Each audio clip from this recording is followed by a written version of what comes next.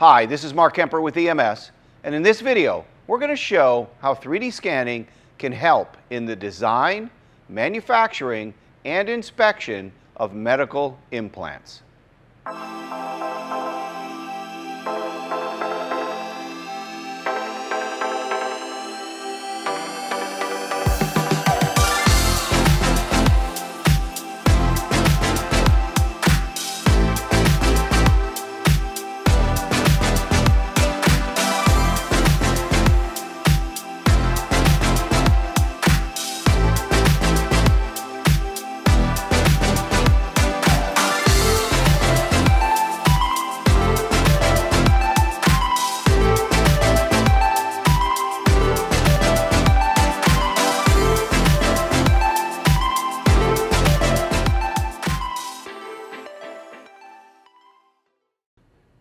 All right, so to get started in this video, what we're going to do is we're going to take 3 different scanning technologies. We're going to use 3 different software applications on 3 different types of objects for this video. Now, in the description below, we'll have chapters and timestamps, so if you want to jump around to a specific application, specific software, or specific scanner, we'll put those in the description below. Also, if you want to reach out to us and learn more about maybe buying your own 3D scanner or hiring EMS to do 3D scanning or inspection for you, also in the link below will be a link to a quick contact form where you can reach out to us. So what we'll do is we'll get our first scanner set up here, and then we'll go into much more detail about each one of the applications and what we're trying to do. All right, so to get started, with a particular scanner, we are set up here with the Creaform GOScan Spark. Now, if you want to learn a lot more about each one of these 3D scanners that we're going to show in this demo, in the description below we'll have some links to some very in-depth demos on each one of these scanners. So if you really want to learn a lot, I would suggest you go check those out. Now, we'll talk about each scanner and why we chose it in this video, but if you really want to know everything about any particular scanner, go check out those videos. They're 20, 30, 40 minutes long and really go into a lot of detail. So the first thing we have set up here is a bone. Now, this could be a cadaver bone, this could be like a saw bone, and you know, the question is, well, why would you want to 3D scan a bone? Well, all of your implants today, medical implants, are designed in CAD, 3D CAD. And if you're trying to design them so they fit the human anatomy, what better way to do that is to have a CAD model, so to speak, of a bone. Now, there are standard libraries out there, but maybe you have something that's abnormal, or maybe they've cut some of it away using like the sawbones for like practicing surgery on where they would make the cuts, and then they want to then design their implant to fit that perfectly, or like I said, for something that's maybe abnormal. So we're going to 3D scan this bone and turn it into a 3D CAD model. Okay, so what I have set up here, again, we're using the GOScan Spark. It's a great scanner for this type of work. I've got a femur bone here. I've got this little rotary table, and I've got these little target artifacts on here. And again, I won't go into a lot of detail, but that's what helps track the system to track its position. And I've got the bone lifted up off the table. It just makes it easier to scan and kind of get under it. And again, this is a little rotary table that I can move around. So to get started, I'm just going to come over here and tell the system to start scanning. This is a structured light scanner, and I just push the button. I hold it about 10, 12 inches away, and you just move around. It's all line of sight, and we're going to work our way around the bone. We're going to pick up the table and you know, all the other stuff, but we'll show you later how easy it is to clean that up, okay? And again, by having that bone kind of up in the air, it lets me get down and around it. Also, lifting it up makes it easier later to separate the bone from the kind of the table data, okay? So you can see it's super fast. This has a large scanning volume of about 15 by 15 inches, and you just move around until you think you have it all, okay? So once you're done scanning, obviously we can't get everything because of the orientation of it, and all scanners are line of sight. So what we're going to do is we're just going to hit stop scan, and we can zoom in and look at it and make sure we have all, you know, all that we have. And what we're going to do now is click Add Scan. So we're going to add a second scan. Now it wants to know if we want to transfer any of this information over from our first scan. I'm going to say no. And now I'm just going to try to position it in a way where you don't want it moving while you're scanning. So it's pretty stable. And then I just hit scan again. And off we go. So most bones you should be able to scan in a couple of setups. And theoretically, you could maybe try to stand this thing up vertically and scan it in one. But honestly, it's just as easy to scan it the way I'm doing it. But you can see how fast we can do this, okay? And just kind of move around. So whether it's a large femur bone, you know, ribs, tibias, fibulas, it doesn't matter. I mean, you know, it'll do even down to the small, you know, very small bones. You should have no problem. This scanner will go down to a resolution of 0.2 millimeters in point spacing. So that's quite good. Okay. So again, if I think I have all the data, I will just hit stop scan and we're done. So you can see in a matter of a few minutes, I can scan any bone, whether it's a real bone, whether it's a bone that's been cut in certain ways. I've got it scanned. And then the next step will be is taking these two scans, putting them together, and then turning it into a CAD model that you can take into a CAD system, okay? Because raw scan data typically doesn't work well in CAD systems. So we're going to show you VXModel software, that's a Creaform product, how quickly we can turn this into CAD and then take it into a CAD system. All right, to start off with, we are in the standard, what's called VX Elements software that comes with the scanner. In particular, this is called the VXScan model. This is included with the scanner. And the first thing I want to do is clean up the scan data. So let's take a look at scan 1 that you saw us scan earlier. And obviously, we picked up the table and these artifacts. So I want to clean it up, and we have a whole bunch of selection tools here. The one I'm going to use is called the Connect, and this is part of the reason why I like to elevate the part is it makes it very easy then to select it. And in this case, I'm going to say keep only, and that's going to delete everything else. And then we're going to do the same thing with our second scan and keep only what we selected. So now we have the two sides of the bone, but obviously they're not aligned right now. So our next step is to go to alignment. In this case, we're going to use surface best fit. We are going to use the manual method.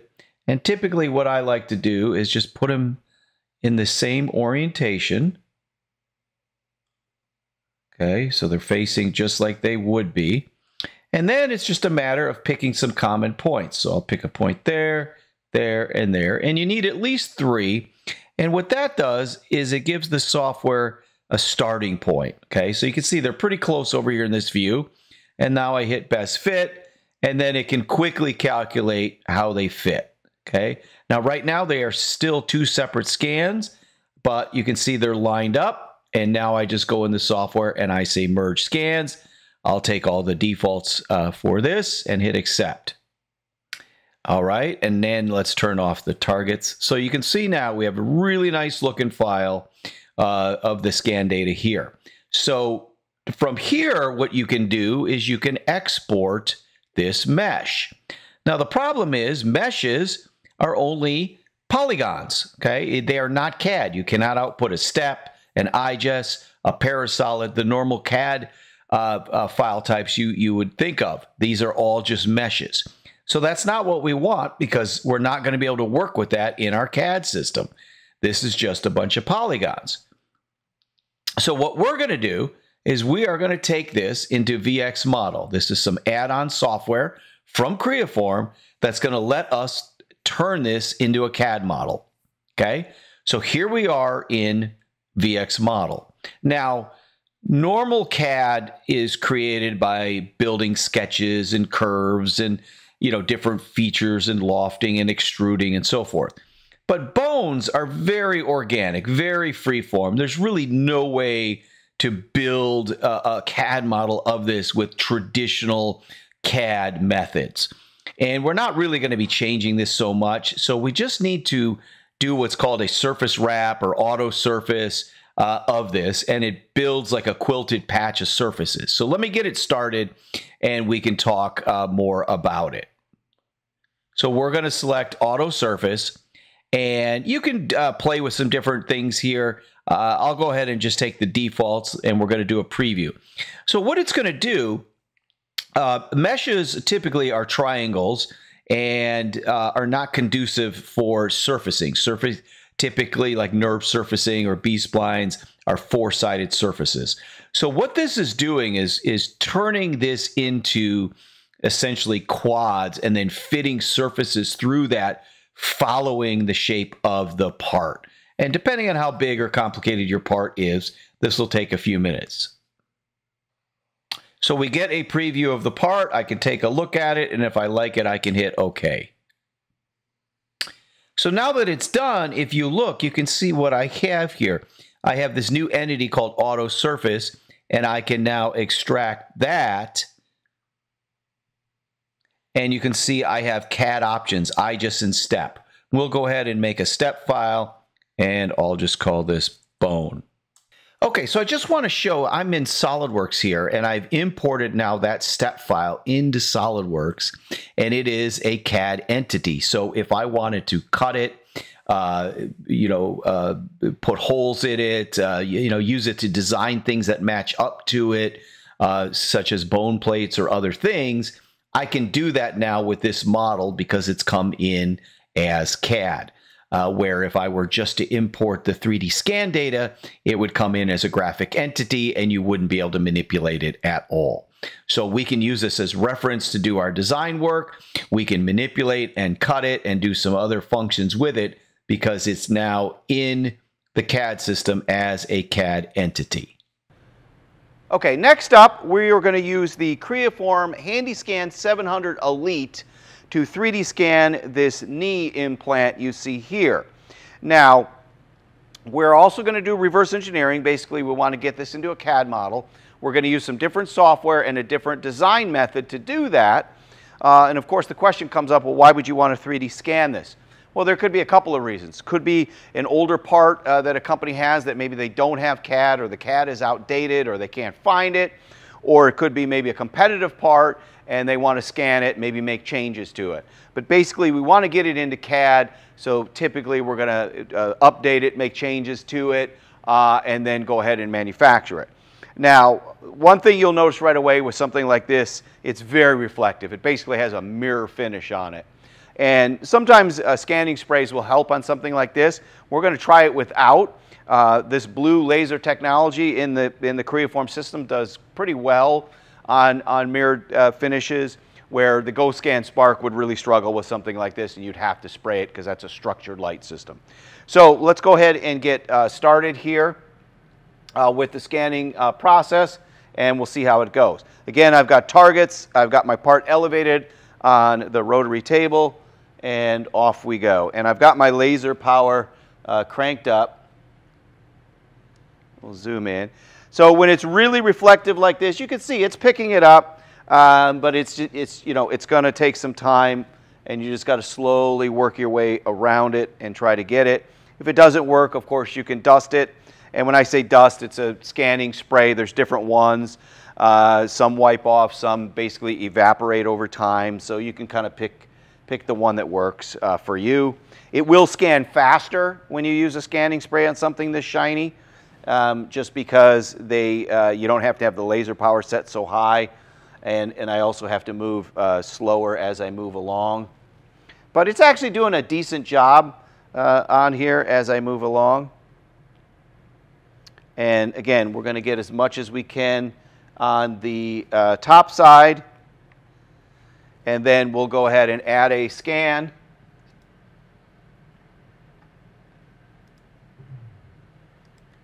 And we'll flip that part over. And in this case, you might do a couple of setups sideways.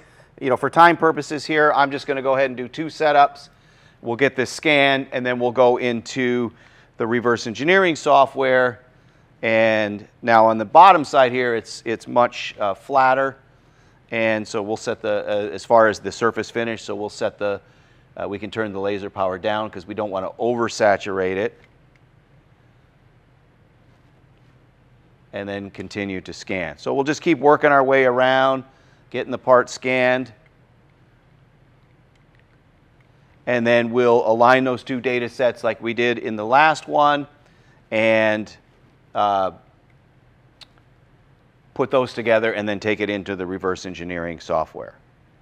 Okay, so we have imported the 3D scan data into a product called Geomagic Design X.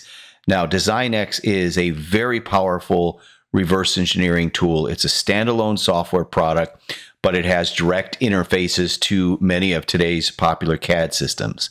Now, we're going to show this sped up because this process to reverse engineer something like a knee that you see here easily can take a day, day and a half, maybe 2 days to do.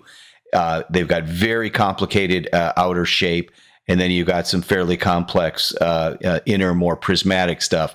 But the outside surface here is usually done with what we call a mesh fit surface or a lofted surface. And it's just a lot of trimming and tweaking to get that shape to fit correctly, get the radii on the ends, and then trim it all up and then design the underside of it. So we're going to just show this sped up. There is links below in the description if you want to go watch some detailed demos, kind of more basic, straightforward demos on Design X. But if you're doing something like this, very complicated shape like this knee or other implants that have a lot of shape to them, a lot of curvature, a lot of organic stuff, that's where Geomagic Design X is really going to be the only tool that is going to work for you. So once this is done, you will have a feature-driven solid model, and then you can take that into your CAD system either through neutral formats like STEP and IGES or through this direct interface called Live Transfer. That'll transfer it into your CAD system with the history tree, and it supports many of today's most popular CAD products like SolidWorks and Siemens, CATIA, Inventor, and so forth.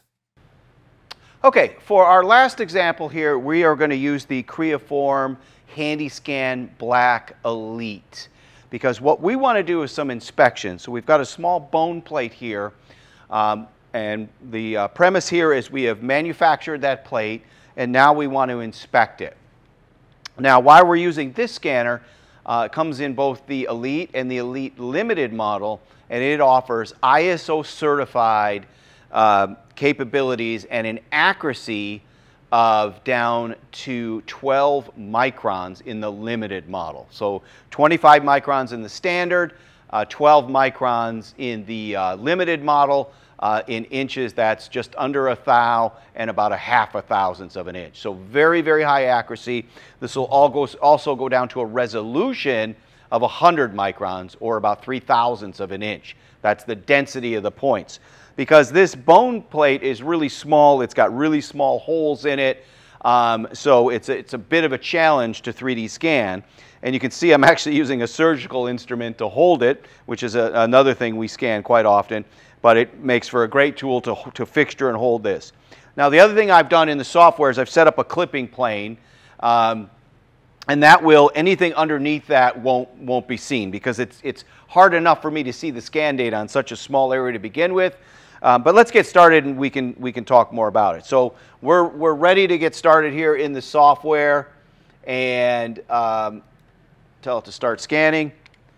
And we'll just, let me zoom in so you can kind of see what we're doing, because it is hard to see. So something like this will take a little bit of time to scan, because again, we have to really crank that resolution down. We've got to move slowly, but you can start to see it on the screen. And again, with that clipping plane, I don't pick up or see the scan data below it. So that makes it, it's a really nice feature in the software. I'm going to use the single line mode quite a bit and work my way around this part.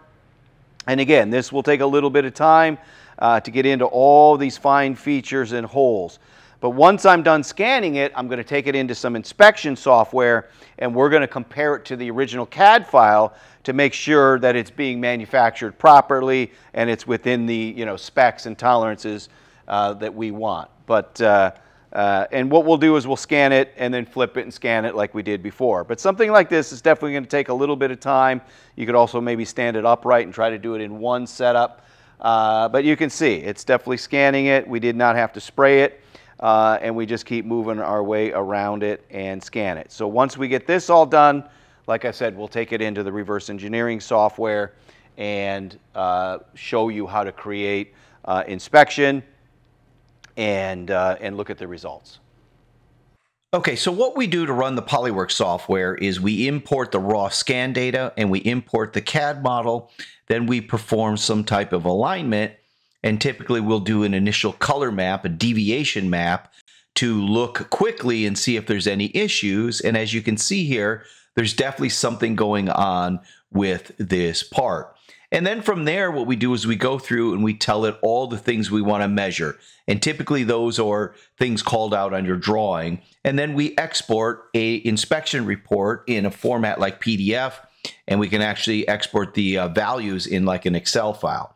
So let's just walk through that report that we exported out. So we've got our title block here. There is the initial CAD data, the initial scan data. There's some of our initial color map, accuracy map of the part like you see here.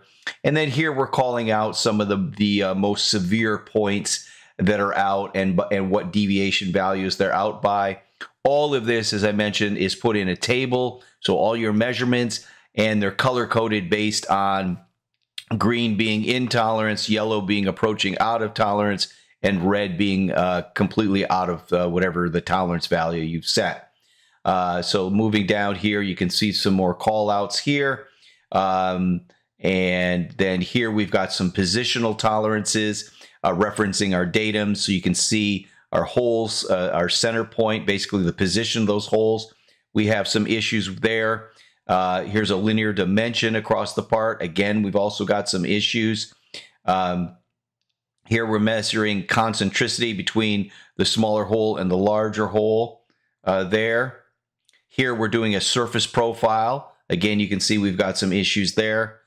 Here we're just doing some radial dimensions, basically measuring the holes. So the hole sizes are good. You can see they're within our tolerances, but their locations are not, and that's a key difference. Okay, so there's the values of those holes. Here we're measuring some of the smaller holes. Those look fine.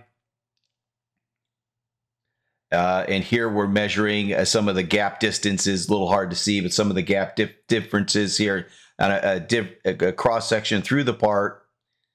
And here we're calling out a bunch of other dimensions, or really just kind of showing all of the dimensions here and their values.